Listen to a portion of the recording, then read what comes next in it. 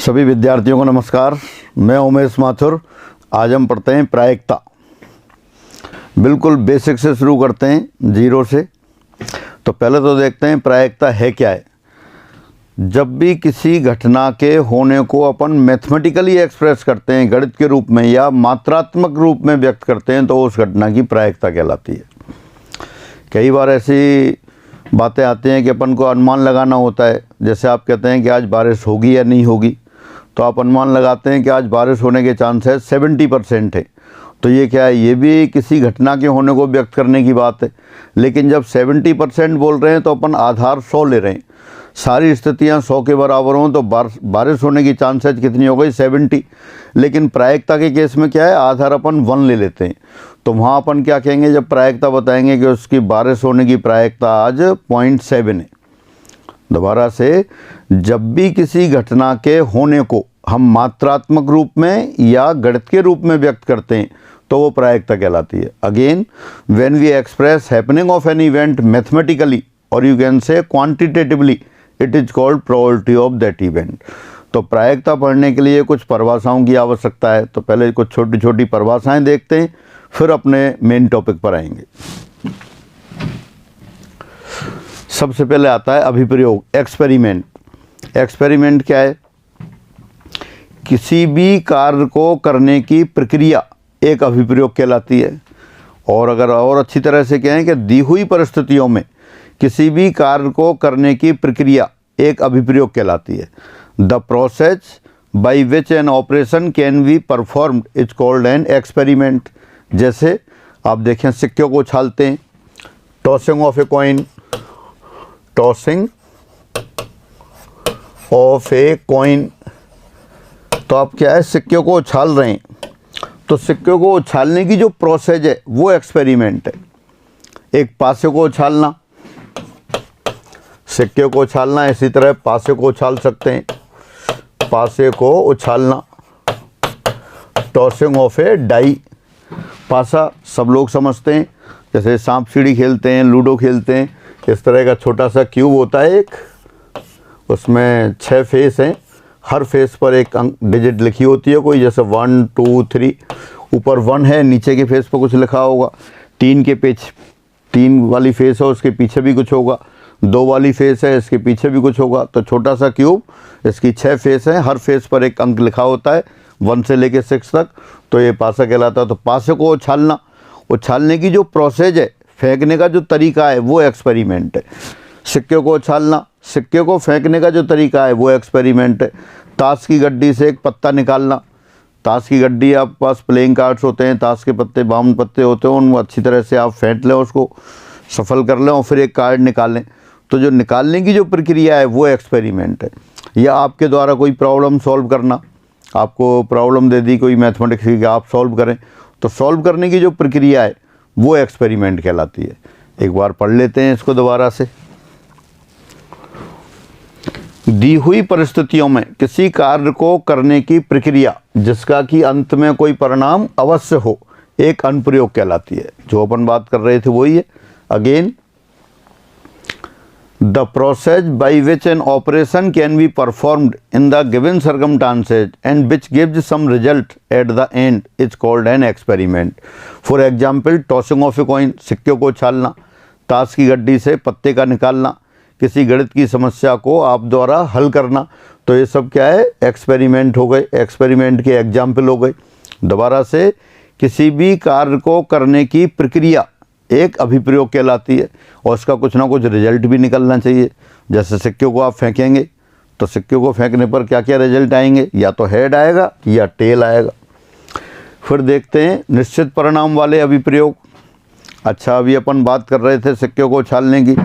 जब सिक्कों को उछालते हैं तो सिक्कों को उछालने पर आप ये मानेंगे या तो हेड आएगा या टेल आएगा। आप ये नहीं सोचेंगे कि सिक्कों को उछालेंगे सिक्का गायब हो जाए, या सिक्का टूट जाए, या सिक्का किसी कोर पे खड़ा हो जाए। खड़ा भी हो सकता है, तो वो वाली संभावनाएं नहीं है अपने यहाँ। तो क्या है कि सिर्फ वो अपना सिक्का है जो बहुत फेयर कॉइन है, आदर्श सिक्का है, या तो टेल आएगा या हेड आएगा, पट आएगा या चित आएगा। अच्छा, अब आते हैं जो अपन परिणाम की अभिप्रयोग की बात कर रहे थे, तो अभिप्रयोग कैसे हो सकते हैं? एक तो निश्चित परिणाम वाले अभिप्रयोग होते हैं, डिटर्मिनिस्टिक एक्सपेरिमेंट। ये एक्सपेरिमेंट कैसे होंगे? जब इसमें एक ही परिणाम आएगा। जैसे आप पानी लें, पानी में अगर चीनी घोलेंगे तो कैसा होगा? मीठा या नमकीन? निश्चित रूप से मीठा होगा। नमक घोलेंगे तो नमकीन होगा। बर्फ़ है, जैसे जमी हुई बर्फ़ है, बर्फ़ को आप खुले में रख देंगे तो वो पिघलने लग जाएगी। यानी कि यहाँ जो भी एक्सपेरिमेंट है, आपके एक्सपेरिमेंट है, उनका एक ही परिणाम है। कौन सा एक्सपेरिमेंट? पानी में आपने चीनी डाल दी, पानी में चीनी डाल दी तो वो मीठा ही होगा, नमकीन नहीं होगा। तो ये कहलाते हैं डिटर्मिनिस्टिक एक्सपेरिमेंट, निश्चित परिणाम वाले अभिप्रयोग। इनमें किसी अनुमान की आवश्यकता नहीं होती। इसके एग्जाम्पल पढ़ लेते हैं एक बार। निश्चित परिणाम वाले अभिप्रयोग वे होते हैं जिनका ठीक एक ही परिणाम हो। The experiment which gives only one result are called deterministic experiments. इनके एग्जाम्पल देख लेते हैं।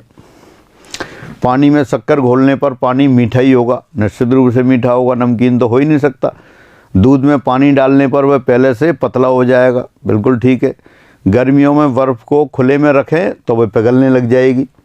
Again, on dissolving sugar in water it becomes sweet, on adding water in milk it becomes dilute than before, in summer keeping the ice open it will melt. तो ये आपके deterministic जो experiment थे उनके example हो गए। अब आते हैं अनिश्चित परिणाम वाले या यादृच्छ अभिप्रयोग। अनिश्चित परिणाम वाले कौन से होंगे? जिनके परिणामों के बारे में पूरी निश्चितता से कुछ कह नहीं सकते हों। मतलब ऐसे एक्सपेरिमेंट जिनके एक से ज़्यादा रिजल्ट हों, फाइनाइट हों और सभी पता हों, और अभिप्रयोग करने के साथ ये पता नहीं पड़ेगा कौन सा रिजल्ट आएगा। जैसे सिक्का है, सिक्के को आप उछालेंगे, कॉइन को टॉस करते हैं तो हेड आएगा या टेल आएगा। ये अपन ने पहले ही कह दिया कि आप सिक्का गायब नहीं होगा उछालने पर, सिक्का खड़ा भी नहीं होगा, सिक्का टूटेगा भी नहीं। तो सिक्का उछालने पर या तो हेड आएगा या टेल आएगा। तो दोनों दो परिणाम हैं, दोनों ज्ञात हैं और दोनों निश्चित हैं। मतलब निश्चित परिणाम है, ज़्यादा अनंत नहीं है, परिमित हैं। यानी कि लेकिन आप ये नहीं कह सकते कि सिक्के को उछालेंगे तो इस बार हेड आएगा या टेल आएगा। इसी तरह पासे को उछालें, पासे की 6 फेस होती हैं, कोई भी फेस ऊपर आ सकती है। तो सारे कितने हैं? पासे को उछालने पर कितने परिणाम होंगे? 6 परिणाम होंगे। मतलब फाइनाइट हैं और सारे पता हैं। लेकिन एक बार जब पासे को उछालेंगे तो ये पता नहीं है कि वो कौन सी फेस ऊपर आएगी। जो फेस ऊपर आएगी उसी को अपन मानेंगे कि भाई 1 आ गया, 2 आ गया, 3 आ गया, वो आप परिणाम माना जाएगा उसका। तो इस तरह के जो एक्सपेरिमेंट हैं वो कैसे कहलाते हैं? रैंडम एक्सपेरिमेंट कहलाते हैं, अनिश्चित परिणाम वाले कहलाते हैं, इनडिटर्मिनिस्टिक और रैंडम एक्सपेरिमेंट। इसी तरह से ताश की गड्डी है आपके पास, आपने अच्छी तरह से फेंटी हुई है, उसमें से कोई पत्ता निकालें, कोई भी पत्ता आ सकता है। 52 पत्ते हैं तो ये सारे परिणाम, जो कोई भी पत्ता आ सकता है, 52 तरह से उसका रिजल्ट आ सकता है। सारे पता हैं, फाइनाइट हैं, लेकिन एक बार में जब आप पत्ता निकालेंगे कौन सा पत्ता आएगा ये पता नहीं है। तो इस तरह के परिणाम क्या कहलाते हैं? यादृच्छ अभिप्रयोग कहलाते हैं, अनिश्चित परिणाम वाले कहलाते हैं। दोबारा से, ऐसे अभिप्रयोग जिनके परिणाम निश्चित हों, एक से ज़्यादा हों, सभी ज्ञात हों, लेकिन कब कौन सा परिणाम आएगा वो नहीं कह सकते हों, ऐसे परिणाम ऐसे अभिप्रयोग क्या कहलाते हैं? यादृच्छ अभिप्रयोग कहलाते हैं। एक बार पढ़ लेते हैं। वे अभिप्रयोग जिनके सभी संभव परिणाम पहले से ज्ञात हों, संख्या में एक से अधिक और परिमित हों, लेकिन अभिप्रयोग की समाप्ति पर कौन सा परिणाम प्राप्त होगा इस बारे में अनिश्चितता हो, यादृच्छ अभिप्रयोग कहलाते हैं। Again, an experiment whose all possible outcomes are known more than one and finite but the result of the individual experiment can not be predicted with certainty is called a random experiment. दोबारा से, अनिश्चित परिणाम वाले या यादृच्छ अभिप्रयोग वे अभिप्रयोग जिनके सभी परिणाम आपको ज्ञात हों, परिणाम फाइनाइट हों और एक से अधिक हों, लेकिन कब कौन सा परिणाम आएगा ये आप निश्चितता से नहीं कह सकते हो, वो यादृच्छ अभिप्रयोग कहलाते हैं। एग्जाम्पल, जैसे सिक्के को उछाला, हेड या टेल कुछ भी आ सकता है। पासे को उछाला, 1 2 3 4 5 6 कोई भी फेस आ सकता है। इनको पढ़ लेते हैं एक बार। एक आदर्श पासे को उछालना, आदर्श पासे वही बात हो गई जो अपन पहले कह रहे थे कि सिक्का जब उछालेंगे या तो हेड आएगा या टेल आएगा। ऐसा नहीं है कि सिक्का गायब हो जाए या टूट जाए या किनारे पर खड़ा हो जाए। और सिक्के को उछालना, सिक्के को उछालना, पासे को उछालना, ये एक्सपेरिमेंट हो गए। To draw a card from a well shuffled pack of 52 playing cards is also a random experiment.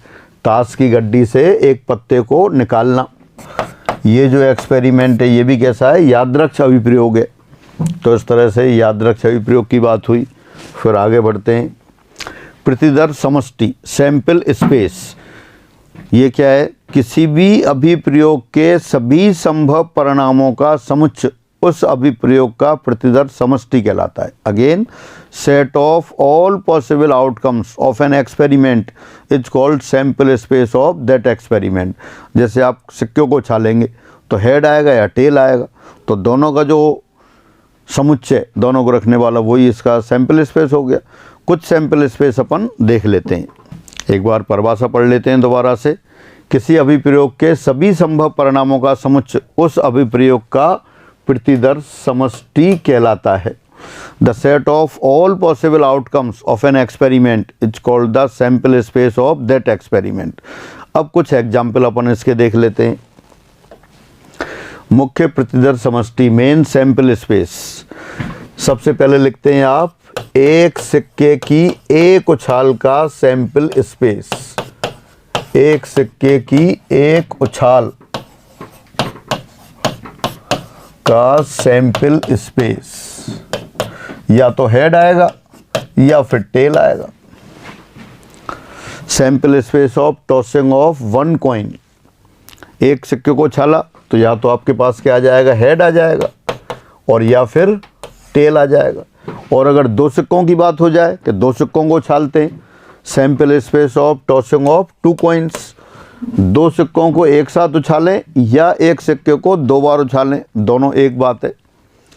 पहले सिक्के को उछाला आपने, सपोज हेड आ गया, ये पहले सिक्के को उछाला है आपने, हेड आ गया, तो दूसरे सिक्के पर क्या आएगा, पहले सिक्के पर हेड आया है तो दूसरे सिक्के पर भी हेड आ सकता है, पहले पर हेड आया है तो दूसरे पर टेल भी आ सकता है, यानी कि हेड हेड हेड टेल आ सकता है।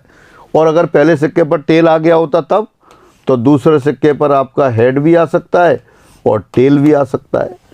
तो ये दो सिक्कों की एक उछाल का सैंपल स्पेस या एक सिक्के की दो उछालों का सैंपल स्पेस क्या होगा, या तो हेड हेड आएगा, या हेड टेल आएगा, या टेल हेड आएगा, या टेल टेल आएगा। ये दो सिक्कों की एक उछाल का सैंपल स्पेस हो गया। और अगर तीन सिक्के उछाल रहे होते आप, तीन सिक्के उछाल दें या एक सिक्के को तीन बार उछाल दें, एक ही बात है। जैसे पहले सिक्के पर हेड आया, दूसरे पर हेड आया, तो तीसरे पर क्या आएगा, फिर तीसरे पर हेड भी आ सकता है, टेल भी आ सकता है। दोबारा से, पहले सिक्के पर हेड आया, दूसरे पर हेड आया, तो तीसरे पर क्या आएगा, हेड भी आ सकता है, टेल भी आ सकता है। पहले सिक्के पर हेड आया, दूसरे पर टेल आया, तो तीसरे पर क्या आएगा, तीसरे पे फिर वही हेड भी आ सकता है और टेल भी आ सकता है। पहले सिक्के पर टेल आया, दूसरे सिक्के पर हेड आया, तो तीसरे सिक्के पर क्या आएगा, तीसरे सिक्के पर वही हेड भी आ सकता है, टेल भी आ सकता है। पहले पर टेल आया, दूसरे पर टेल आया, तो तीसरे पर क्या आएगा, तीसरे पर आपका हेड भी आ सकता है और ये टेल भी आ सकता है। तो इस तरह से कुल कितने केस हुए, मैं यहाँ दोबारा से लिख देता हूँ उन सबको नीचे। तीन सिक्कों की एक उछाल का या एक सिक्के की तीन उछालों का सैंपल स्पेस। हो सकता है तीनों हेड आ जाएं, हो सकता है दो हेड आए। दो हेड कैसे, हेड हेड टेल हो सकते हैं, हेड टेल हेड हो सकता है, टेल हेड हेड हो सकता है। दो हेड आ गए, दो हेड या तो पहले दूसरे सिक्के पर हेड, तीसरे पर टेल, पहले और तीसरे पर हेड, दूसरे पर टेल, दूसरे और तीसरे पर हेड, पहले पर टेल। या हो सकता है एक ही हेड आए, दो टेल आएंगे, head tail tail, tail head tail, tail tail head, एक हेड की बात हो गई। या एक भी हेड नहीं आया, टेल टेल टेल, ये हो जाए। दोबारा से क्या पढ़ रहे थे अपन, सैंपल स्पेस। सैंपल स्पेस में भी कुछ स्पेशल केसेस ले रहे थे अपन। पहले आपने लिया एक सिक्के की एक उछाल का सैंपल स्पेस, तो एक सिक्के को उछालेंगे तो क्या आएगा, इधर हेड और टेल। फिर दो सिक्कों को उछालेंगे तब एक सिक्का दो तरह से गिरता है, दूसरा भी दो तरह से गिरता है, तो दोनों सिक्के 2 गुणा 2 4 तरह से गिरेंगे। तो 4 तरह से कौन कौन से आ गए, head head head tail, tail head tail tail. फिर एक सिक्के की 3 उछालों का सैंपल स्पेस या 3 सिक्कों की 1 उछाल का सैंपल स्पेस। तीनों सिक्कों को उछाल दिया आपने या एक सिक्के को 3 बार उछाल दिया, एक ही बात है। पहले पर हेड आ गया, दूसरे पर हेड आ गया, तो तीसरे पर हेड या टेल कुछ भी आ सकता है। इसी तरह से अपन ने ये ट्री बना दिए। अब सबको लिख दिया एक साथ, जो लिख दिया यही क्या हो गया, सैंपल स्पेस हो गया। सैंपल स्पेस में क्या क्या लिखा है आपने कि या तो आपके पास क्या होंगे, तीनों हेड आ जाएंगे, 3 हेड आएंगे या फिर 2 हेड आएंगे। 2 हेड आएंगे तो एक टेल आएगा। तो पहले दूसरे सिक्के पर हेड आ गया, पहले तीसरे पर हेड आ गया, दूसरे तीसरे पर हेड आ गया और बाकी बचे पर टेल आ गया। तो 3 केस ये हो गए जब 2 हेड आ रहे हैं। या हो सकता है एक ही हेड आए, एक हेड आए और 2 टेल, तो ये वाले केस हो गए। या एक भी हेड नहीं आए, उसका एक केस हो गया। तो ये 3 सिक्कों की 1 उछाल का सैंपल स्पेस हो गया। दोबारा से, टॉसिंग ऑफ 3 कॉइन्स और 3 tossing of 1 coin, 1 and same thing. 3 सिक्कों को 1 बार उछालें या एक सिक्के को 3 बार उछालें। और देखते हैं फिर, एक पासे की 1 उछाल का sample space, sample space of tossing of 1 die. तो क्या आएगा, ऊपरी फेस पर जो भी डिजिट आती है वही अपन माना जाता है कि वो रिजल्ट है। तो या 1 आ सकता है, 2 आ सकता है, 3 आ सकता है, 4 आ सकता है, 5 आ सकता है, 6 आ सकता है। तो एक पासे की 1 उछाल का सैंपल स्पेस हो गया, sample space of 1 tossing of 1 die. फिर दोबारा से, एक पासे की 2 उछाल, एक पासे की 2 उछालों या 2 पासों की 1 उछाल का सैंपल स्पेस। 2 उछालों या 2 पासों की 1 उछाल का सैंपल स्पेस। कितने केस होंगे इसमें, पहला पासा गिरेगा 6 प्रकार से और दूसरा भी 6 प्रकार से। तो 6 गुणा 6 36। 36 कौन से, सपोज पहले पासे पर 1 आ गया होता, अगर पहले पासे पर 1 आ गया तो दूसरे पासे पर क्या आएगा, दूसरे पासे पर 1 आ सकता है, 2 आ सकता है, 3 आ सकते हैं, 4 5 6 कुछ भी आ सकता है। यानी कि 1 1 1 2 1 3 1 4 1 5 1 6, ये केस हो गए। दोबारा से अपन क्या कह रहे थे, 2 पासे कितने प्रकार से गिर सकते हैं, 2 पासे 36 प्रकार से गिरेंगे, 36 परिणाम आएंगे। कौन कौन से परिणाम आएंगे वो अपन डिस्कस कर रहे हैं। सपोज आपने कहा कि पहले पासे पर 1 आ गया, पहले पासे पर 1 आ गया तो दूसरे पर क्या आएगा, दूसरे पर 1 2 3 4 5 6 में से कुछ भी आ सकता है। यानी पहले पासे पर 1 आने के साथ साथ दूसरे पासे के 6 केस हो गए। तो क्या क्या बन गया, 1 1 1 2 1 3 1 4 1 5 1 6। और अगर पहले पासे पर 2 आ गया होता तो तब भी दूसरे पासे पर 6 तरह से अंक आ सकता था। कौन कौन से आ सकते थे, 2 1 2 2 2 3 2 4 2 5 2 6। और अगर पहले पासे पर 3 आ गया होता तब, पहले पासे पर 3 आ गया तो दूसरे पासे पर क्या आएगा, दूसरे पासे पर 1 भी आ सकता है, 2 भी आ सकता है, 3 भी आ सकता है, 4 भी आ सकता है, 5 आ सकता है, 6 आ सकता है। तो कौन कौन से केस हो गए, 3 1 3 2 3 3 3 4 3 5 3 6, ये हो गए। पहले पासे पर 1 आ जाएगा तब 6 केस होंगे, 2 आ गया तब भी 6 केस होंगे, 3 आ गया तब भी 6 केस होंगे, और अगर 4 आ गया होता तब भी 6 केस होते। कौन कौन से, 4 1 4 2 4 3 4 4 4 5 4 6। और अगर पहले पासे पर 5 आ जाएगा तब भी 6 केस होंगे, 5 1 5 2 5 3 5 4 5 5 5 6। और पहले पासे पर 6 आ गया होगा तब भी 6 केस होंगे, 6 1 6 2 6 3 6 4 6 5 6 6। तो इस तरह से 2 पासों की 1 उछाल का सैंपल स्पेस हुआ ये, और उसमें 36 केस हो गए। पहले पासा 6 तरह से गिरेगा, दूसरा भी 6 तरह से, तो टोटल 6 गुणा 6 36 केस हो गए। और वो 36 केस कौन से हैं, ये रहे। एक बार आप अपने हाथ से आप घर पे बनाएंगे तो आप बिल्कुल डाइजेस्ट हो जाएगा, आप भूलेंगे नहीं। अच्छा, अब ये तो एक पासे की 2 उछालों का सैंपल स्पेस हो गया। अगर आपसे कहा जाता कि एक पासों की 3 उछाल का सैंपल स्पेस, ये कितने तरह से आएगा, ये सब अपने आप बनाएंगे। एक पासा 6 प्रकार से गिरेगा, दूसरा 6 प्रकार से, और तीसरा भी 6 प्रकार से। तो 6 गुणा 6 गुणा 6 36 गुणा 6 216, यानी कि एक पासे की 3 उछालों का सैंपल स्पेस, या आप कह सकते हो 3 पासों की 1 उछाल का सैंपल स्पेस, या 3 पासों की 1 उछाल का sample space. Sample space of tossing of 3 dice और 3 tossing of a single die, तो एक ही बात है। तो कितने केस होंगे ये? 6 × 6 × 6 216 केसेस, 216 स्थितियाँ होंगी। ये सबको अपने आप बनानी है। फिर भी एक बार मैं शुरू करता हूँ।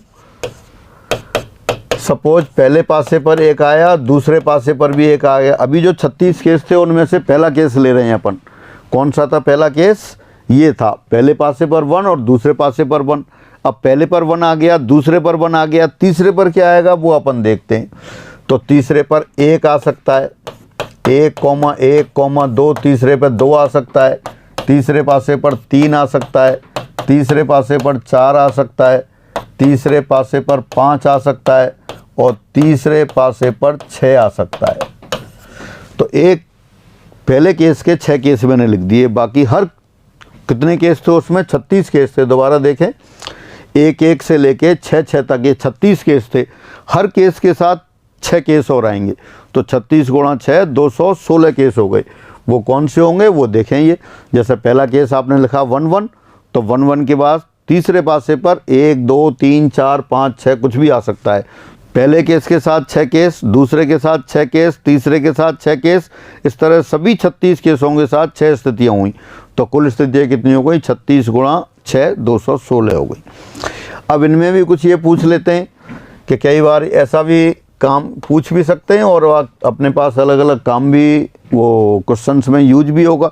जैसे 2 पासों को उछाला, दोनों पासों पर आए अंकों को जोड़ दिया, तो अंकों को योग 6 हो, उसकी कितनी स्थितियाँ हैं?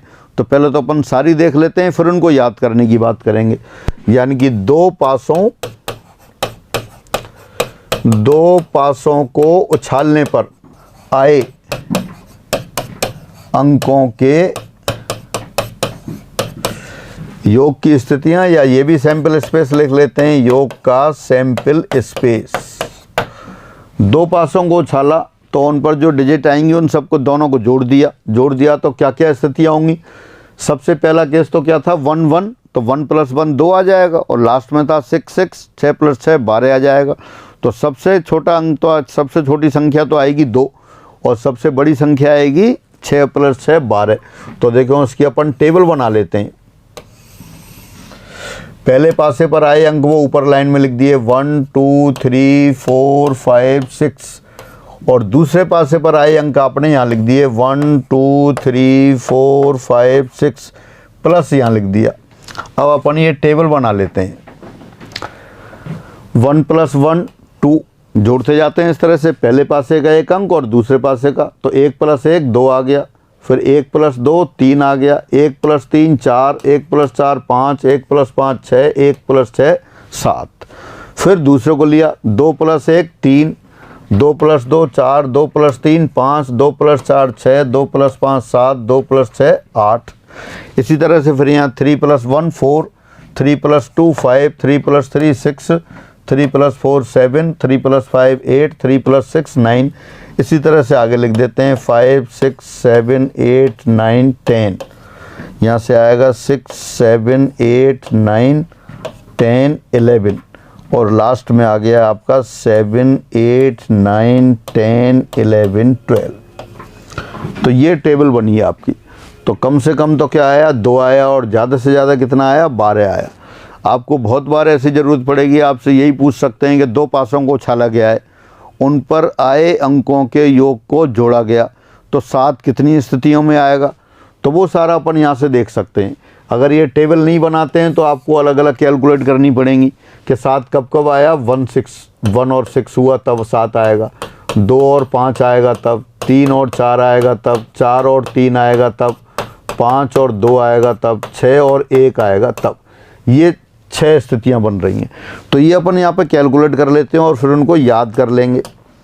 देखें 2 एक बार आ रहा है, 3 2 बार आ रहा है, 4 3 बार आ रहा है, 5 4 बार आ रहा है, 6 5 बार आ रहा है, 7 6 बार आ रहा है, 8 5 बार आ रहा है, 9 4 बार आ रहा है, 10 3 बार आ रहा है, 11 2 बार आ रहा है। ये भी अपन ने इसको एक टेबल बना के लर्न कर लेंगे। कैसे कि अपन टेबल इस तरह से बना लेते हैं, मतलब यहाँ तो पहले तो लिख देंगे अपन सम, योग कितना कितना आया वो तो एक लाइन में लिख लेते हैं और नीचे उसकी फ्रीक्वेंसी लिख लेते हैं। 2 पासों पर आए अंकों के योग की गणना सारणी। तो क्या क्या आएगा देखो, पहले 2 आया, फिर 3 4 5 6 7 8 9 10 11 12 अंकों का योग। अंकों का योग 2 कितनी बार आया, 2 एक बार आया था। यहाँ इनकी फ्रीक्वेंसी लिख देते हैं, बारंबारता लिख देते हैं। ये अपन इसलिए लिख ले रहे हैं कि इनको अपन याद कर लेंगे, क्वेश्चंस में बहुत यूज होता है। 2 एक बार आएगा, 3 2 बार आएगा, 4 3 बार आएगा, 5 4 बार आएगा, 6 5 बार, 7 6 बार, 8 5 बार, 9 4 बार, 10 3 बार, 11 2 बार, 12 1 बार। अगर आपको ये पता करना है कि 2 पासों को फेंका और 2 पासों पर फेंकने के बाद जो उन पर आए अंकों के योग को, अंकों को जोड़ दिया, तो योग में 4 कितने प्रकार से आएगा।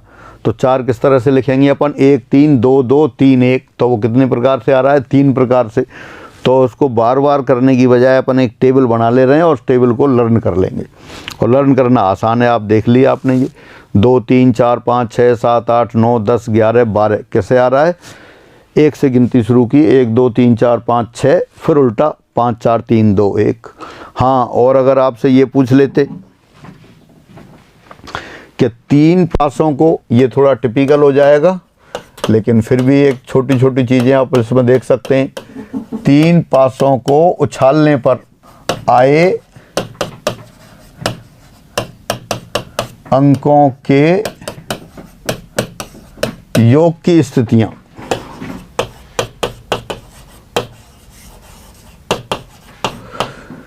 इसमें वैसे पूछने की संभावना बहुत कम है, लेकिन फिर भी आपसे ये कह सकते हैं तो 3 पासों को उछाला, 3 पासों को उछाला तो तीनों पे समान अंक कितने प्रकार से आएगा।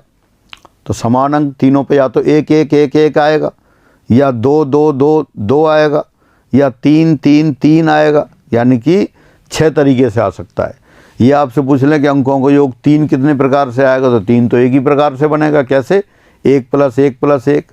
आपसे पूछ लिया कि 3 पासों को फेंकने पर अंकों का योग 4 आ जाए, तो 4 कैसे बनेगा, 4 कब बनेगा, या तो आपका 1 1 2 ये हो जाए, या 1 2 1 हो जाए, या 2 1 1 हो जाए, तब 4 बनेगा। इनके अलावा तो 4 बन नहीं सकता। तो 4 कितनी तरह से आएगा, 4 3 तरह से आएगा। तो इस तरह से ये जो टेबल है वो टेबल मैं आपको एक बार याद करना बता देता हूँ। तो सबसे पहले तो आप योग देखें, योग क्या क्या आएगा, और फिर उसकी बारंबारता देखें। तो सम, जैसे अपन 2 पासों पर आए अंकों का योग देख रहे थे, 2 पासों पर अंकों का योग कम से कम कितना था, 2, और ज़्यादा से ज़्यादा कितना था, 12। इसी तरह 3 पासों को जोड़ेंगे तो कम से कम तो आएगा 3, और ज़्यादा से ज़्यादा आएगा 18। तो 3 4 5 6 7 8 9 10 11 12 13 14 15 16 17 18। अब इनकी यार नीचे फ्रीक्वेंसी लिख देते हैं। सारे केस देखेंगे तो उसमें तो बहुत ज़्यादा केस हो जाएंगे। अब यहाँ देखें, जैसे 3 है, 3 तो एक प्रकार से ही आएगा, तीनों पे 1 1 1 आ जाए। 4 अभी आपने देखा 3 प्रकार से आ रहा है, तो इसको अपन लर्न कर लेते हैं। 1 + 2 3, 3 + 3 6, 6 + 4 10, 10 + 5 15, 15 + 6 21, और फिर ये रूल गायब हो गया, 25 27। पहले तो अपन ये याद कर लेते हैं यहाँ कैसे 3 4 5 6 7 8 9 10 कितने प्रकार से आएगा? वो 1 3 6 10 15 21 25 27 प्रकार से आएगा। और फिर रिवर्स ऑर्डर में लिख दिया इन्हीं को, ये 27, ये 25, ये 21, ये 15, ये 10, ये 6 और फिर 3 और ये 1। तो कुल कितनी स्थितियाँ हो गई आपकी? ये 216 स्थितियों का इस तरह से ये सम आ गया। 216 स्थितियों में से ये आ गई। इस तरह इन सबको जोड़ेंगे तो 216 केस हो गए कि अंकों का योग 3 कितने प्रकार से आएगा? 1 प्रकार से। बनाने में तो बहुत टाइम लगेगा, थोड़ा ये लर्न करने का। जैसे पहले 1 लिखा, 1 + 2 3, 3 + 3 6, 6 + 4 10, 10 + 5 15, 15 + 6 21। 21 के बाद फिर 2 वैसे याद करने हैं आपको, 25 और 27, और इसके बाद फिर ये रिवर्स ऑर्डर में लिख दिया। इतने की ज़्यादा की आवश्यकता नहीं पड़ती है, लेकिन कई बार आ सकता है। तो इस तरह से आप ये इसको चाहें तो पहले स्टेज में छोड़ भी सकते हैं। तो अब जो आप सैम्पल स्पेस अपन पढ़ रहे थे, जो अपन डिस्कस कर रहे थे, उनको दोबारा से पढ़ लेते हैं। एक सिक्के की एक उछाल का sample space of 1 tossing of a coin head and tail आ गया। एक सिक्के की 2 उछालों या 2 सिक्के की एक उछाल का प्रतिदर समष्टि sample space of 2 tossing of a coin और 1 टॉसिंग ऑफ 2 कॉइन्स इज, ये आएगा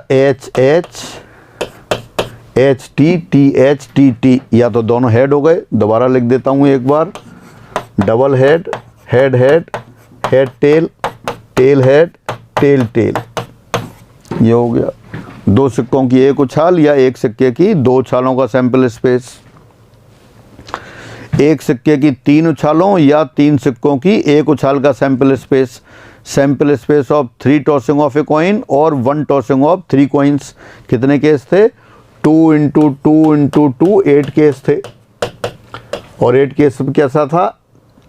3 हेड आ सकते थे, 2 हेड आ सकते हैं, 1 हेड आ सकता है, या 0 हेड, कोई भी हेड नहीं आए। ये 1 प्रकार से आते हैं, ये 3 प्रकार से, ये 3 प्रकार से, ये 1 प्रकार से। तो इस तरह से 8 हेड हो जाते हैं। अपन पहले बना चुके हैं, फिर देखें। हेड हेड हेड, तीनों हेड 1 प्रकार से आ गए आपके। फिर 2 head, head head tail, head tail head, tail head head, ये 3 केस हो गए। फिर 1 head, head tail tail, tail head tail, tail tail head, ये भी 3 केस हो गए।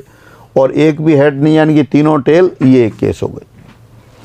फिर और आगे बढ़ते हैं। एक पासे की एक उछाल का sample space of 1 throwing of a die, और you can say 1 tossing of a die. 6 case होंगे, 1 2 3 4 5 6।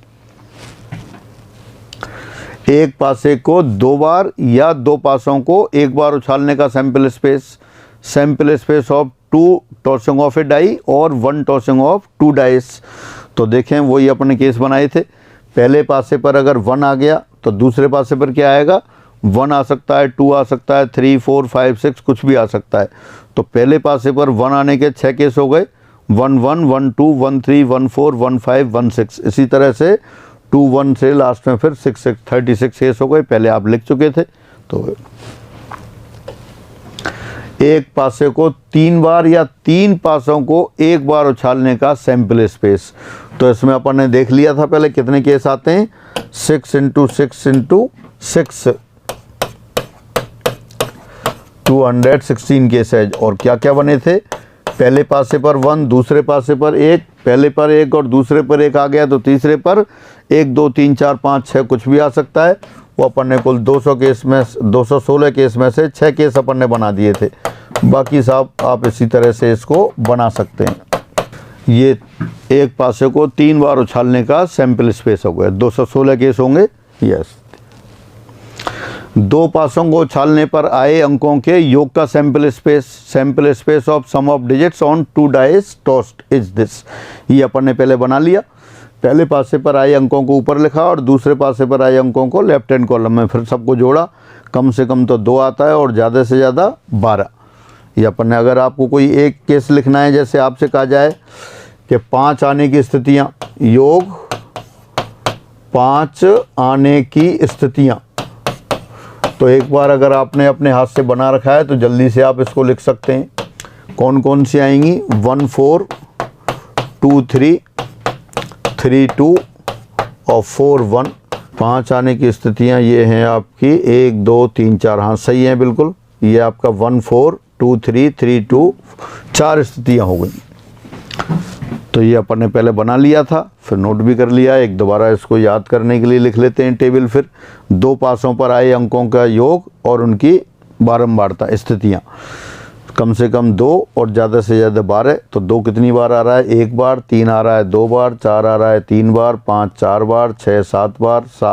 6 5 बार। 7 6 बार। 8 5 बार। 9 4 बार। 10 3 बार। 11 2 बार। 12 1 बार। तो कौन सा योग कितनी बार आता है वो आप इसमें देख सकते हैं। फिर ये 3 पासों का भी लिख दिया। 3 पासों को उछालने पर उन पर आए अंकों के योग की गणना सारणी। कम से कम योग तो आएगा 3, ज़्यादा से ज़्यादा आएगा 18। ये भी अपन ने लिख लिए थे, वो सारी लिस्ट दोबारा बना दिए। 3 1 बार आता है, 4 3 बार आता है, 5 6 बार आता है, 6 10 बार आता है, 7 15 बार और 8 21 बार, 9 25 बार और 10 27 बार। फिर रिवर्स ऑर्डर में लिख देते हैं, यानी कि 11 27 बार, 12 25 बार, 13 21 बार, 14 15 बार, 15 10 बार, 16 6 बार और 17 3 बार और 18 1 बार। तो इस तरह से आप टेबल ये याद कर सकते हैं, मैंने आपको बता दिया। अब आते हैं अपरिमित प्रतिदर्श समष्टि के उदाहरण। अभी जो सैंपल स्पेस दिख रहे थे वो सैंपल स्पेस में केस कैसे थे? फाइनाइट थे। कुछ सैंपल स्पेस ऐसे भी हो सकते हैं जिसमें इनफाइनाइट केस हो। इनफाइनाइट केस कैसे? जैसे आपको कहा कि आप ये एक कॉइन उछालें और जब तक उछालना है जब तक कि हेड नहीं आए, जब तक उछालना है जब तक कि हेड नहीं आ जाए। तो आपने पहली बार उछाला और पहली बार में हो सकता है हेड आ जाए, पहली बार में हेड नहीं आएगा तो फिर दूसरी बार उछालना पड़ेगा। हो सकता है दूसरी बार में हेड आ जाए, दूसरी बार में हेड आ जाएगा तो अपना गेम कंप्लीट हो गया। दोबारा से क्या है, अपन क्या एग्जाम्पल दे रहे हैं? Tossing of a coin until it shows a head. एक सिक्के को उछालना है जब तक कि उस पर हेड ना आ जाए। तो हो सकता है पहले आपने उछाला, पहले वाले में ही हेड आ गया। अगर पहली बार में हेड आ गया तो आप जो प्रोसेस कर रहे थे वो कंप्लीट हो गई। लेकिन ज़रूरी थोड़ी आ जाए, नहीं आए तो फिर आपको दोबारा उछालना पड़ेगा, यानी कि पहली बार टेल आ गया फिर दूसरी बार हेड आ जाए, और दूसरी बार हेड नहीं आया तब तीसरी बार उछालना पड़ेगा। पहली बार टेल, दूसरी बार टेल, तीसरी बार हेड आ भी सकता है, नहीं भी आ सकता है। हेड आ गया तो आपकी प्रोसेस कंप्लीट हो गई। फिर अगर नहीं आया तो फिर आगे उछालेंगे फिर आप इसे। तो इसमें वो संभावना भी निहित है कि कभी हेड आवे ही नहीं, चलता ही जाए आपका। और दूसरी तरह से देख सकते हैं आप, जैसे आप अपने घर गए छुट्टियों में, अभी शहर में आए हुए हैं पढ़ने, फिर आप कोचिंग कर रहे थे, छुट्टियां हो गई, आप गांव गए। गांव जब आपको गए तो आपको क्या है, एक तीर कमान दे दिया और आपसे कहा कि वहाँ ऊपर पेड़ पर एक मिट्टी की चिड़िया बना के बैठा दी कि इसको आप तीर चलाओ। और कब तक तीर चलाना है? जब तक निशाना लगाना है जब तक कि वो हिट नहीं हो जाए, जब तक कि सही निशाना नहीं लग जाए। तो आप तीर चला रहे हैं, हो सकता है पहले बार में ही लग जाए, तो आप प्रोसेस आपकी जो भी एक्सपेरिमेंट है कंप्लीट हो गया। लेकिन नहीं लगा तो दूसरी बार लगाना पड़ेगा। मतलब पहली बार आपकी सक्सेस हो गई तो गेम ख़त्म हो गया। अगर नहीं हुआ, पहली बार आप फेल हो गए, तो हो सकता है दूसरी बार में लग जाए। दूसरी बार में भी नहीं लगे तो हो सकता है तीसरी बार में भी लग जाए। तीसरी बार में भी नहीं लगे तो आप हो सकता है चौथी बार में लग जाए, और नहीं लगे तो ज़िंदगी भर नहीं लगे। आप तीर निशाना लगा रहे हैं, जैसे बहुत दूर वो मिट्टी की चिड़िया बैठा रखी है और आप उसमें तीर चला के निशाना लगा रहे हैं, तो हो सकता है पहली बार में लगे, हो सकता है दूसरी बार में, हो सकता है तीसरी बार में, और हो सकता है नहीं लगे, आप लगाते ही रहो उसमें। तो इसमें क्या है, ये संभावना भी निहित है कि कभी भी निशाना नहीं लग रहा। इसी तरह से इसमें था, ये संभावना थी। तो ऐसे क्या कहलाते हैं? इनफाइनाइट सैंपल स्पेस कहलाते हैं। और ले सकते हैं, आपको एक ताश की गड्डी दे दी, ताश की गड्डी दे दी और आपसे कहा गया कि इसमें से एक पत्ता निकालो। कब तक निकालना है? जब तक कि पान का इक्का नहीं आ जाए। तो आपने अच्छी तरह से फेंट ली, हर बार निकालना है, अच्छी तरह से मिलाना है गड्डी को, फिर निकालना है। तो आपने पहला पत्ता निकाला, हो सकता है पहली बार में ही पान का इक्का आ जाए, लेकिन नहीं आया तो फिर दोबारा निकालना, वो पत्ता जो लिया है वो दोबारा उसी में रखना है, फिर निकालना है। तो इनमें क्या है कि ऐसी संभावना भी है कि कभी निकले ही नहीं। तो इस तरह के सैंपल स्पेस क्या कहलाते हैं? इनफाइनाइट सैंपल स्पेस कहलाते हैं। एक बार पढ़ते हैं। एक सिक्के को लगातार उछालने पर हेड आने तक का प्रतिदर्श समष्टि, जो अपन लिख रहे थे वही हो गया। एक सिक्के को उछाल रहे हैं अपन, और कब तक, जब तक कि हेड नहीं आए। हेड टेल, वो सिंपल पहले वाले में हेड आ गया तो ख़त्म हो गया, नहीं तो फिर टेल आ गया तो फिर दोबारा उछालना है, दोबारा भी अगर टेल आ रहा है तो फिर उछालना है। तो इस समुच्चय में यह संभावना भी निहित है कि अनंत तक सिक्के पर हेड नहीं आए। दोबारा से, sample space of tossing a coin continuously until it shows a head, जब तक हेड नहीं आए आप इसको उछालते ही जाएंगे। और देखते हैं एग्जाम्पल। एक लक्ष्य पर सही निशाना लगने तक गोली दागने का प्रतिदर्श समष्टि। अभी अपन तीर की बात कर रहे थे, अब गोली लिख दिया है। कोई भी टारगेट दे दिया आपको, आपका कि इसको हिट करना है, गोली चलानी है, तो एस आपके सक्सेस को डिनोट कर रहा है और एफ फेल होने को डिनोट कर रहा है। तो हो सकता है आप गोली लगाएं और पहली बार में ही लग जाए, तो पहली बार में लग गई तो एस आ गया। अगर नहीं लगा तो फिर दूसरी बार में करना पड़ेगा, और दूसरी बार में भी नहीं लगा तो फिर तीसरी बार चलानी पड़ेगी, तीसरी बार में भी नहीं लगा तो चौथी बार चलाएंगे, और जब तक वो नहीं लगेगी जब तक आप चलते जाएंगे। यानी कि इसमें ऐसी संभावना निहित है कि वो आप इन्फाइनाइट तक चलते जाएं और अब वो निशाना लगे ही नहीं, जीवन भर नहीं लगे। तो इस तरह के सैंपल स्पेस क्या कहलाते हैं? इस तरह के सैंपल स्पेस कहलाते हैं आपके इन्फाइनाइट सैंपल स्पेस। एक और एग्जाम्पल, एक ताश की गड्डी से प्रतिस्थापन के साथ हुक्म का पत्ता आने तक पत्ता खींचने का प्रतिदर्श समष्टि।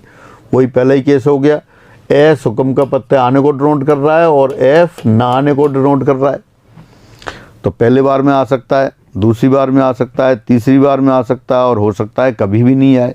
Again, sample space of drawing a spade card from with replacement from a pack of 52 playing card, ये है। तो ये कौन से हो गए? इन्फाइनाइट सैंपल स्पेस के एग्जाम्पल हो गए। अब आते हैं अपन इवेंट, घटना। अभी आप बात कर रहे थे एक्सपेरिमेंट की, अब इवेंट की बात हो रही है। किसी भी अभिप्रयोग का प्रत्येक संभव परिणाम एक घटना कहलाता है। Every possible outcomes of an experiment is called an event. एक बार पढ़ लेते हैं। किसी अभिप्रयोग का प्रत्येक संभव परिणाम एक घटना कहलाता है। दूसरे शब्दों में, किसी अभिप्रयोग के प्रतिदर्श समष्टि का प्रत्येक उपसमुच्चय एक घटना कहलाता है। जैसे ये तो अपने पास क्या है? सैंपल स्पेस है। सैंपल स्पेस, और सैंपल स्पेस में एक पॉइंट एक परिणाम को डिनोट कर रहा है। कोई भी एक्सपेरिमेंट किया आपने, उस एक्सपेरिमेंट के बहुत से परिणाम आए, उन बहुत से परिणामों को आपने इस बॉक्स में बंद कर दिया। एक पॉइंट एक परिणाम को व्यक्त कर रहा है, और प्रत्येक परिणाम क्या है? घटना है। अब इसमें क्या है? दूसरी तरह से कहें, इसमें आपने कोई भी सबसेट ले लिया, सबसेट में एक स्थिति भी हो सकती है और ज़्यादा भी हो सकती है। तो ये सबसेट जो है ये भी आपका क्या है? घटना को व्यक्त कर रहा है। दोबारा पढ़ लेते हैं। किसी अभिप्रयोग के प्रतिदर्श समष्टि का प्रत्येक उपसमुच्चय एक घटना को प्रदर्शित करता है। Every subset of the sample space of an experiment is called an event. और दूसरी तरह से क्या कह रहे थे? Every possible outcomes of an experiment is called an event. किसी भी अभिप्रयोग का प्रत्येक संभव परिणाम एक घटना कहलाता है। जैसे एग्जाम्पल देख सकते हैं आप, सिक्के को उछाला, तो सिक्के को उछालने पर क्या आ गया आपके पास? हेड आ गया, तो हेड का आना एक घटना है। कॉइन उछाल रहे हैं आप, हेड आ गया तो एक घटना है, टेल आ गया तब भी एक घटना है, ये भी घटना है, ये भी घटना है। ताश की गड्डी से एक पत्ता निकाला, वो राजा आ जाए तो राजा आना एक घटना है, रानी आ जाए वो भी एक घटना है, कोई इक्का आ जाए वो भी घटना है, पान का इक्का आ जाए वो भी घटना है। दोबारा से, किसी अभिप्रयोग का प्रत्येक संभव परिणाम एक घटना कहलाता है। पासे को उछाला, पासे पर सम अंक आ जाए तो एक घटना है।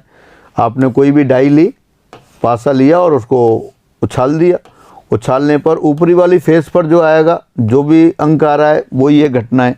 3 आ गया तो वो एक घटना है, 2 आ गया वो एक घटना है। आप कह रहे हैं सम अंक आ जाए तो सम अंक 2, 3, 2, 4, 6 हो सकते हैं, वो भी घटना है।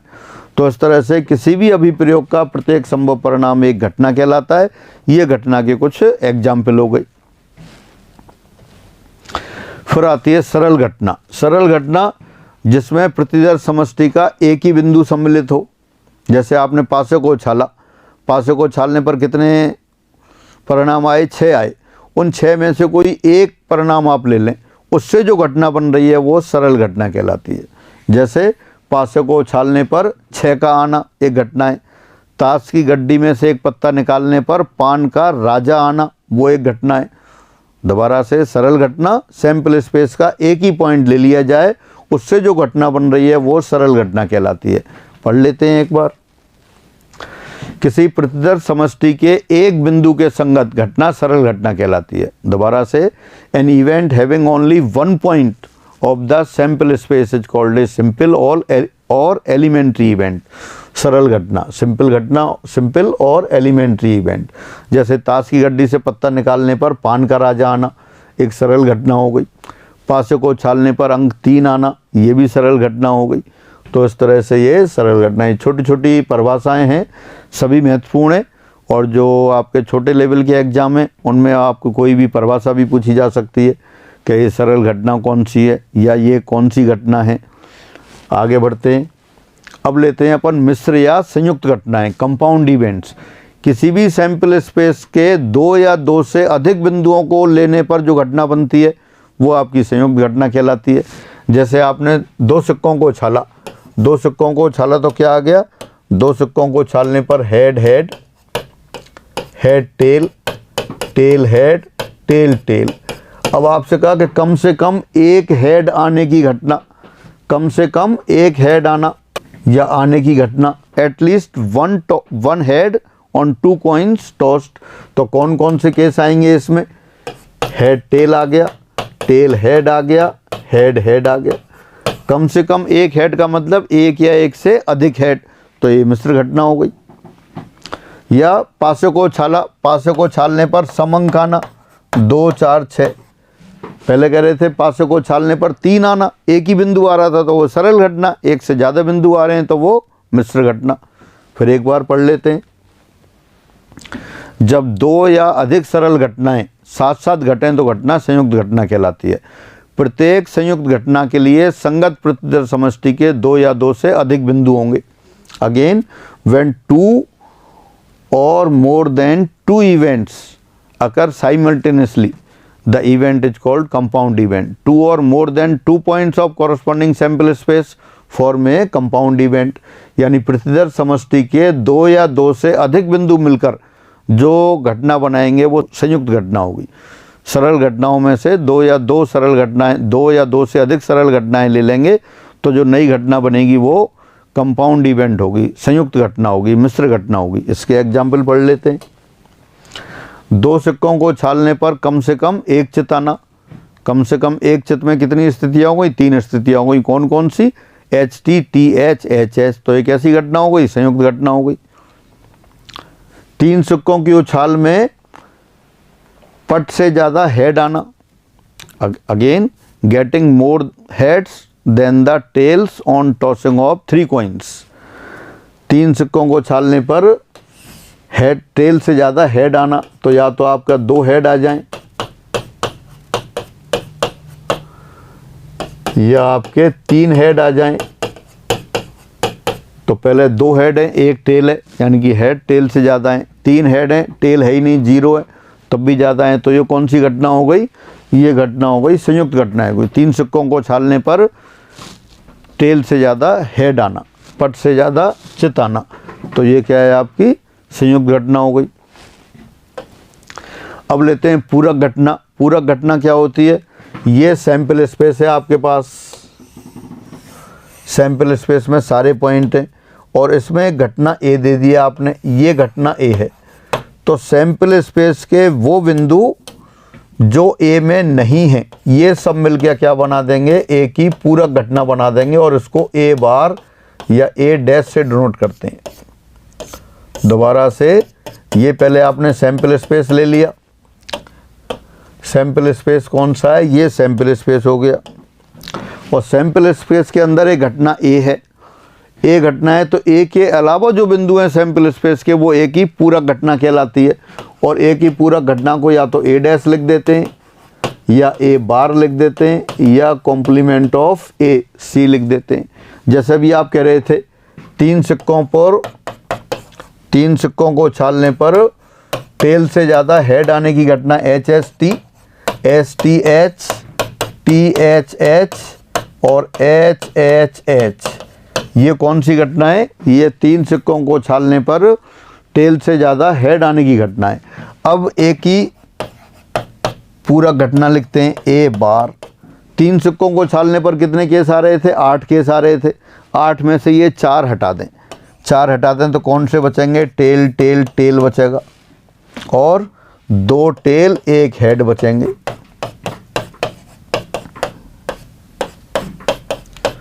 तो ये इसकी पूरा घटना हो गई। सैंपल स्पेस के वे सारे पॉइंट जिनमें ए वाली स्थितियां ना हो वो मिलके एक ही पूरा घटना बनाते हैं। ये पूरा घटना की बात हुई। फिर एक बार पढ़ लेते हैं, रीडिंग लगा लेते हैं। यदि एस प्रतिदर समष्टि हो तथा ए कोई घटना हो तब उन बिंदुओं का समुच्चय जो एस में हो तथा ए की ए में ना हो, अर्थात एस माइनस ए, क्या कह दिया? एस माइनस ए, ये ही ए की पूरा घटना कहलाती है। इसको कैसे डिनोट करते हैं? ए डैश या ए बार या a c. Again, the complement of an event a with respect to sample space s is the set of all elements of s which are not in a, जो a में नहीं है। Example अभी आपने देखा ही और दोबारा देख लेते हैं एग्जाम्पल। यदि ए तीन सिक्कों को उछालने पर पट से अधिक चित आने की घटना हो, यानी ए बराबर क्या दे रखा है जो आपने पहले लिख दिया था? HST, STH, THH, HHH। तो इसकी पूरा घटना क्या हो जाएगी? अब तीन सिक्कों को उछालने का जो सैंपल स्पेस था उनमें से 4 केस हटा दें। 4 केस हटा दें, जो 4 केस बचे कौन से? जिनमें टेल H से ज़्यादा है। तो ये इसकी पूरा घटना हो गई। तो ये पूरा घटना की बात हुई। अब आती है असंभव घटना। असंभव घटना, जैसे आपसे कहा कि भाई सिक्कों को उछालो, सिक्के को उछालने पर 1 आ जाए, तो सिक्के पर 1 कैसे आएगा? उस पर तो हेड और टेल आएंगे। तो ये हो ही नहीं सकती, ये संभव घटना हो गई। ये आपसे कहा कि पासे को उछालने पर अंक 6 से बड़ा आ जाए, तो पासे को उछालने पर अंक 6 से बड़ा कैसे आएगा? 6 से बड़ा आ ही नहीं सकता। उस पर तो अंक ही 1 2 3 4 5 6 होते हैं। तो असंभव घटना है। यानी कि सैंपल स्पेस में उस घटना के लिए कोई बिंदु ना हो। जब एक पासे को उछालेंगे तो सैंपल स्पेस में क्या आएंगे? 1 2 3 4 5 6, और आप कह रहे हैं कि पासे को उछालने पर 7 आ जाए, तो 7 कैसे आएगा?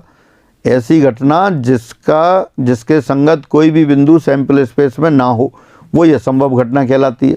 क्या तो नल सेट हो सकता है? फाई में कुछ होता ही नहीं है, तो ये क्या हो जाती है? फाई असंभव घटना के संगत सेट कौन सा होगा? फाई होगा। तो ये असंभव घटना की बात हो गई। पढ़ लेते हैं एक बार दोबारा से इसे। वह घटना जिसके संगत प्रतिदर समष्टि एस में अभिप्रयोग का कोई परिणाम ना हो, असंभव घटना कहलाती है। अर्थात रिक्त समुच्चय एक असंभव घटना को व्यक्त करता है। Again, an event is said to be an impossible event if there is no outcome corresponding to it in the sample space. Thus the null set expresses an impossible event. Example देख लेते हैं। एक पासे को उछालने पर 6 से बड़ा अंक आने की घटना असंभव घटना है। कैसे? आप जब पासे को उछालेंगे तो 6 से बड़ा आएगा ही नहीं। Getting a digit greater than 6 on a die is an impossible event. ताश की गड्डी है, ताश की गड्डी से आप पत्ता निकाल रहे हैं। ताश की गड्डी में कैसे कलर के पत्ते होते हैं? रेड और ब्लैक। आप कहेंगे ताश की गड्डी से पत्ता निकालें और हरा आ जाए, तो वो हरा पत्ता कैसे आएगा? ये इम्पॉसिबल इवेंट हो गई। अब लेते हैं अपन सदैव संभव घटना, श्योर इवेंट। श्योर इवेंट कौन सी होगी? आपसे कहा पासे को उछालो और पासे पर अंक कैसा है? पासे पर अंक 6 या 6 से छोटा आ जाए, तो जब आप पासे को उछालेंगे तो अंक 1 2 3 4 5 6 इनमें से ही कोई आएगा। 6 या 6 से छोटा ही आएगा। तो ये कैसा हो जाएगी स्थितियाँ? ये सदैव संभव घटना होगी। सिक्के को उछालो या तो हेड आए या टेल आए, इसके अलावा कुछ आएगा ही नहीं, तो हेड और टेल सदैव संभव घटना हो गई। ताश की गड्डी से एक पत्ता निकालें, वो या तो लाल हो या काला हो। लाल और काली पत्ते होते हैं, इनके अलावा तो कुछ हो ही नहीं सकता उसमें, तो कैसे हो जाएंगे? वो सदैव संभव घटना हो गई। तो जब सारी स्थितियां सैंपल स्पेस के अंदर ही हों तो वो सदैव संभव घटना कहलाती है। पढ़ लेते हैं एक बार। वह घटना जिसमें प्रतिदर्श समष्टि के सभी बिंदु निहित हों सदैव संभव घटना कहलाती है। The event in which all the points of sample space are present is called a sure event. जैसे पासे को उछालने पर अंक 7 से छोटा होना या 6 से छोटा होना, ये सदैव संभव घटना है, श्योर इवेंट है। Getting a digit less than 7 on a die tossed, again एक सिक्के को उछालें, सिक्के को उछालने पर हेड या टेल आना, तो ये भी कैसी है, श्योर इवेंट हो गई, सदैव संभव घटना हो गई। तो इस तरह से इम्पॉसिबल इवेंट जिससे संगत कोई बिंदु ना हो, और सदैव संभव घटना जिसमें सैंपल स्पेस के सारे बिंदु समाहित हों। फिर लेते हैं अनुकूल स्थितियां या घटनाएं, फेवरेबल केसेज और इवेंट। कोई घटना विशेष जिन जिन स्थितियों में घटती है वो सारी स्थितियां उस घटना की अनुकूल स्थितियां कहलाती हैं। जैसे आपसे कहा कि पासे को उछालें और पासे को उछालने पर सम अंक आए, तो पासे को उछालने पर सम अंक कौन कौन से होंगे, सम अंक आने की स्थितियाँ होंगी 2, 4, 6। तो 2 आ रहा है तब भी सम अंक आ रहा है, 4 आ रहा है तब भी सम अंक आ रहा है, 6 आ रहा है तब भी सम अंक आ रहा है। तो ये क्या है, सम अंक आने की जो घटनाएं उसकी अनुकूल स्थितियाँ हो गई। अगेन फेवरेबल केसेज या फेवरेबल इवेंट्स कौन सी होती हैं, जिन स्थितियों में कोई घटना विशेष घटती है वो सारी स्थितियां उस घटना की अनुकूल स्थितियां कहलाती हैं। देखें, पढ़ लेते हैं एक बार। किसी अभिप्रयोग के जिन संभावित परिणामों में कोई घटना विशेष घटती है वे परिणाम ही इस घटना की अनुकूल स्थितियां कहलाती हैं। Again the outcomes of an experiment in which a particular event occurs are called favourable cases of that event. Examples देखते हैं। पासे को उछालने पर सम अंक आने की अनुकूल स्थितियां, पासे को फेंकने पर सम अंक आने की अनुकूल स्थितियां अभी अपन देख ही रहे थे। सम आएगा तो कौन से अंक आएंगे, 2, 4, 6, तो 2, 4, 6 3 अनुकूल स्थितियां आ गई। या 2 सिक्कों को उछालने पर कम से कम 1 चित आने की अनुकूल स्थितियां, ये हो गई। आपसे कहते 3 सिक्कों को उछालने पर, 3 सिक्कों को उछालने पर 2 हेड आने की अनुकूल स्थितियां, तो कौन कौन सी अनुकूल स्थितियां होंगी, 2 हेड आएंगे। 2 हेड कैसे आएंगे, या तो हेड हेड टेल आ जाए। 3 सिक्कों को उछाल रहे हैं तो 3 रिजल्ट होंगे, head head tail, head tail head या टेल हेड हेड। तो ये 2 सिक्कों को 3 सिक्कों को उछालने पर 2 हेड आने की स्थितियां हो गई। आपसे कहा 2 पासों को उछालने पर या 2 पासों को उछालने पर 7 आने की स्थितियां, 7 आने की स्थितियां, यानी कि 2 पासों को उछालने पर उनका योग 7 आने की स्थितियां। तो 7 कब कब आएगा, कैलकुलेट करते हैं। आपने याद तो कर रखा है पहले से टेबल में, 7 कितनी बार आता था, 6 बार आता था। लेकिन कौन कौन सी स्थितियाँ होंगी वो देखें। 1, 6, पहले पासे पर 1 आ जाए, दूसरे पर 6 आ जाए। पहले पर 2 आ जाए, दूसरे पर 5 आ जाए। पहले पर 3 आ जाए, दूसरे पर 4 आ जाए। पहले पर 4, दूसरे पर 3। पहले पासे पर 5, दूसरे पर 2। पहले पासे पर 6, दूसरे पर 1। ये इसकी अनुकूल स्थितियाँ हो गई। अनुकूल स्थितियाँ, इस पर भी क्वेश्चन आ सकता है आपके कि भाई 2 पासों को उछालें, उन पासों को उछालने पर आए अंकों का योग 7 हो, उसकी अनुकूल स्थितियाँ कौन कौन सी हैं। तो ये स्थितियाँ हो गई। कितनी स्थितियाँ हो गई, काउंट करें तो 6 स्थितियाँ हो गई, और फिजिकली ये हो गई। फिर आता है समप्रायिक घटनाएं, equally likely events. Equally likely events जैसा नाम है, ऐसी घटनाएं जिनके होने की संभावना बराबर हो। किसी भी एक घटना को दूसरी घटना की तुलना में ज़्यादा महत्व नहीं दिया जा सकता हो। जैसे आपने सिक्के को उछाला, तो सिक्के को उछालेंगे तो क्या आएगा, या तो हेड आएगा या टेल आएगा। हेड आने की भी उतनी ही संभावना है जितनी टेल आने की है, यानी किसी भी एक को दूसरे की तुलना में वेटेज नहीं दे सकते आप। पासे को उछालें, तो पासे को उछालेंगे तो ऊपरी फेस पर क्या आएगा, कुछ भी आ सकता है, 1, 2, 3, 4, 5, 6, और सभी के आने की बराबर स्थितियाँ हैं, बराबर चांसेज हैं। किसी भी एक घटना को दूसरे की तुलना में महत्व नहीं दिया जा सकता। यानी कि जब आपने पासा उछाला, जब तक वो नीचे नहीं आ जाएगा तब तक आप कह ही नहीं सकते कि पासे की ऊपरी फेस पर क्या आएगा। तो ये ऐसी घटनाएं क्या कहलाती हैं, इक्वली लाइकली इवेंट्स कहलाती हैं। दोबारा से, ऐसी घटनाएं जिनके होने की संभावना बराबर हो, आने घटने के बराबर स्थितियाँ हो, वो संप्रायिक घटनाएं या इक्वली लाइकली इवेंट्स कहलाती हैं। एक बार परिभाषा पढ़ लेते हैं। जब किसी अभिप्रयोग के विभिन्न परिणाम संप्रायिक यानी समान अनुकूल स्थितियों वाले हों, अर्थात किसी एक घटना को दूसरी घटना की तुलना में महत्व देने का कोई कारण ना हो, तो ऐसी घटनाएं संप्रायिक घटनाएं या बराबर संभाव्य,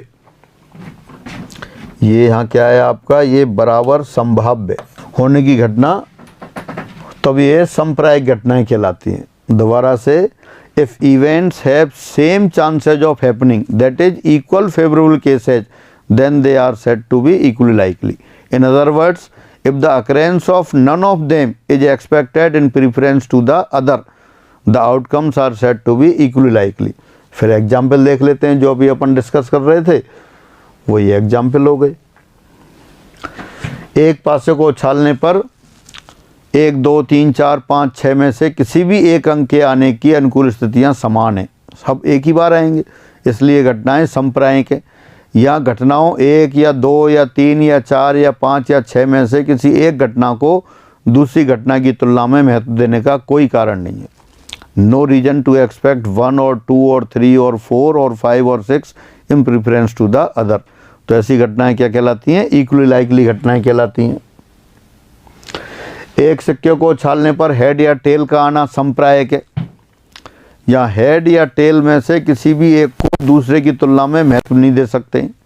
हाँ, अगर एक बाइस सिक्का हो, कैसा सिक्का हो जो फेयर ना हो यानी कि एक साइड में ज़्यादा वेट हो, हमेशा वही वाला सिक्का गिरे, वही वाली फेस आती हो, तो वाइस जो सिक्का होगा, जो दो युक्त सिक्का होगा, उसमें से हेड और टेल का आना संप्रायिक नहीं है।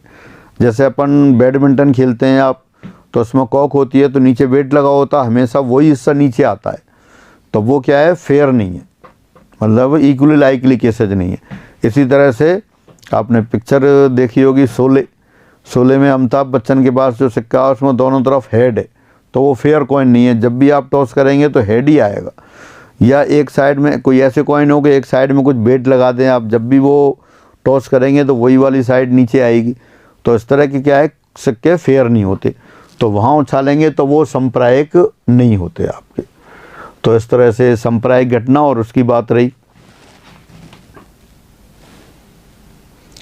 निश्शेष या परिपूर्ण स्थितियां या घटनाएं, घटनाओं के ऐसा समुच्चय जिसमें सारी संभावनाएं निहित हों, वो निश्शेष या परिपूर्ण स्थितियां कहलाती हैं।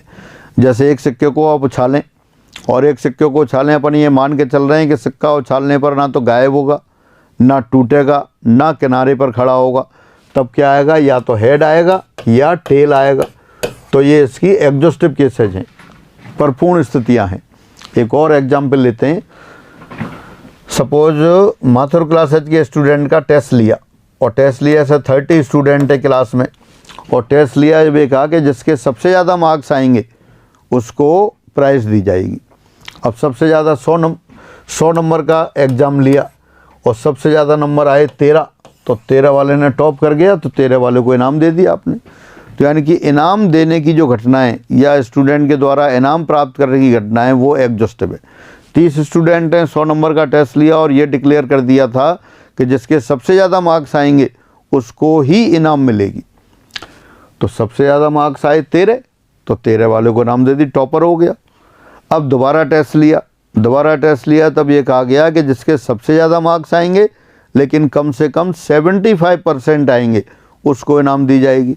अब टेस्ट लिया तो सबसे ज़्यादा हाईएस्ट मार्क्स आए 74, लेकिन अभी भी इनाम नहीं मिलेगी किसी की। तो अब जो किसी को नहीं मिलेगी, तो अब जो इनाम देने वाली घटनाएं वो एग्जॉस्टिव नहीं है, परिपूर्ण नहीं है, क्योंकि कंडीशनल हो गई। पहले 13 आए थे नंबर, तो 13 वाले को इनाम दे दी थी, क्योंकि ये कहा था कि जिसके सबसे ज़्यादा मार्क्स आएंगे उसको प्राइज मिलेगी।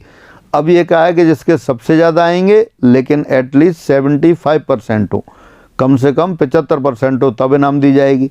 टॉपर के 74 नंबर आ रहे हैं लेकिन फिर भी उसको नाम नहीं दे रहे, क्योंकि संभावनाएं उसके अलावा भी हैं।